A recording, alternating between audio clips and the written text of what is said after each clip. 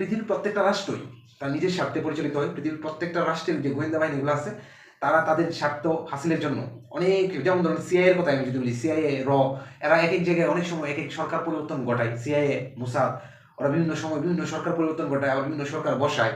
এটা তো অনেক সিম্পল ব্যাপার। বিশ্ব রাজনীতি যারা নিয়ে পড়াশোনা করে এটা তাদের কাছে সিম্পল ব্যাপার। দেশের গণ অভ্যুত্থানের পরে শেখ হাসিনা পতনের পরে আমরা তাদেরকে দায়িত্ব দিয়েছিলাম, তারা সঠিকভাবে দায়িত্ব পালন করতে পারে নাই। This is true. দেশের যানবাহন নিরাপত্তা নাই, এখনো ট্যাগিং হচ্ছে, মিথ্যা মামলা বাণিজ্য হচ্ছে। তো ভাই এগুলোর জন্য তো আমরা গণ অভ্যুত্থান করি নাই। আমি তো যেটা আগেই বললাম আপনাকে যে প্রত্যেকটা রাষ্ট্র তার নিজের স্বার্থে পরিচালিত হয়। তো সেখানে আমেরিকার আমাদের বাংলাদেশে একটা স্বার্থ আছে, বাংলাদেশে কোনো স্বার্থ নাই, আমেরিকার আছে, তাদের অবশ্যই স্বার্থ আছে, ঠিক আছে। এবং তারা অনেক সুদূর প্রসারী প্ল্যান নিয়ে এড়াচ্ছে। আমরা কালকে কি খাবো এটা নিয়ে চিন্তিত, কারণ এখানে আমাদের অশিক্ষা আছে, দারিদ্রতা আছে, নোংরা রাজনীতি আছে। তো সেই কারণে মূলত আমরা আগামী 10 বছর পরে 20 বছর পরে আমরা রাষ্ট্রকে কোন জায়গায় দেখতে চাই এটা আমাদেরও চিন্তা নেই, রাজনীতিবিদ যারা আছে তাদেরও চিন্তা নেই, আছে শুধু সবার দল নিয়ে। অন্যান্য যে উন্নত রাষ্ট্রগুলো আছে, আমি যদি যুক্তরাষ্ট্রের কথাই বলি, তারা তো মানে বাংলাদেশ নীতি, বাংলাদেশকে তারা তাদের সাথে সম্পর্কটা আগামী 5 বছর পরে কোন জায়গায় দেখতে চায়, 10 বছর পরে কোন জায়গায় দেখতে চায়, সব কিছু ওদের মাস্টার প্ল্যানের ভিতরেই আছে।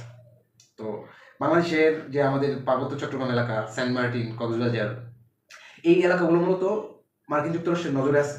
This is true. এবং বাংলাদেশের যে বিদ্যমান রাজনৈতিক দলগুলো আছে সেই দলগুলো ইতিমধ্যে কিন্তু একটা নেগোসিয়েশনের দিকে চলে যাচ্ছে, তাদের সাথে একটা নেগোসিয়েশনে আছে।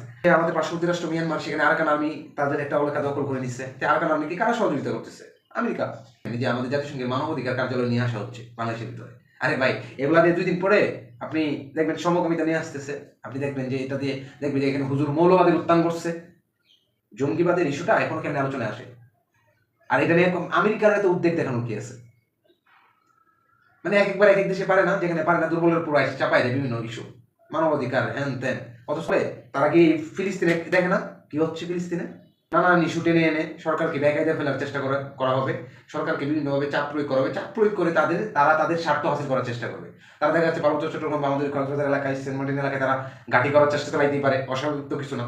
এখন আমার সরকার কিভাবে রেসপন্স করবে, ডক্টর মোহাম্মদ ইউনূস কিভাবে রেসপন্স করবে, আমাদের উপদেষ্টারা কিভাবে রেসপন্স করবে?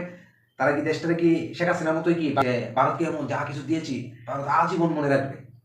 আর সেই সেম কথাটাই কিন্তু আমাদের এই উপদেষ্টারা বলবে নাকি যে আমেরিকাকে যা দিয়েছি আমেরিকা আজীবন আমাদের মনে রাখবে? আমেরিকা যদি আপনাদেরকে আজীবন মনে রাখতে চাই তাহলে আপনারা সসম্মানে ক্ষমতা ছেড়ে আমেরিকা চলে যান।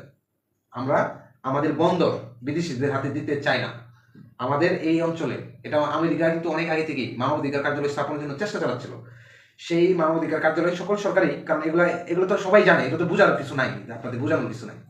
এটা একটু গবেষণা করলে, একটু চিন্তা করলে, একটু ভাবলে আপনি এটা নিয়ে এটার ইম্প্যাক্ট কোন কোন জায়গায় পড়তে পারে এটা বুঝবেন। তো আমরা বাংলাদেশের জনগণ হিসাবে আমাদের দায়িত্ব হচ্ছে সরকারকে চাপ